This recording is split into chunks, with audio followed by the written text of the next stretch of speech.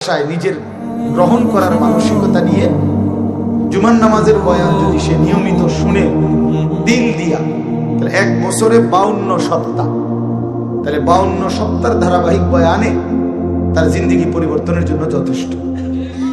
কিন্তু সমস্যা হইল মসজিদে গিয়েই প্রথম কাতারে, দ্বিতীয় কাতারে কিছু মাঝবয়সী বয়স্ক লোক, ইমাম সাহেবের বয়ান শুরু হয় জুমা, ওই উনার শুরু হয় জুরানি,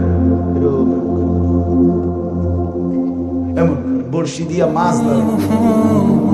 আগে আমরা বড়শি দিয়া মাছ ধরলে দেখতাম ওইটারে একবার ভিতরে নেয় গা, আবার উঠে যায়, এই চাচা এমন এরকম ফাল।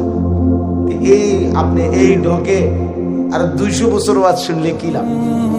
আপনি যে আসছিলেন যে ঢকে আগেও বিড়ি খাইতেন, অন্য বিড়ি খাইতেন, আগে সাদওয়ানে গপ মারতেন, এখন এই খাচ্ছতে এটাই হয়ে গেছে, কোনো পরিবর্তন নেই। কারণ পরিবর্তন হওয়ার জন্য তো বেচারা শুনতে হবে,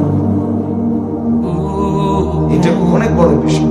এবং দেখবেন ছেলে পেলে মসজিদের পিছন দিয়া বৈশা এই দুষ্টামি করতেছে, ঠেলাঠেলি, ধাক্কা ধাক্কি, মোবাইল টিপতেছে, ফাইজলামি বাংলাদেশ করতেছে।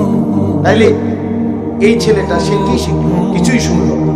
দাখালা জাহিলান খারাজা জাহিলান। মসজিদে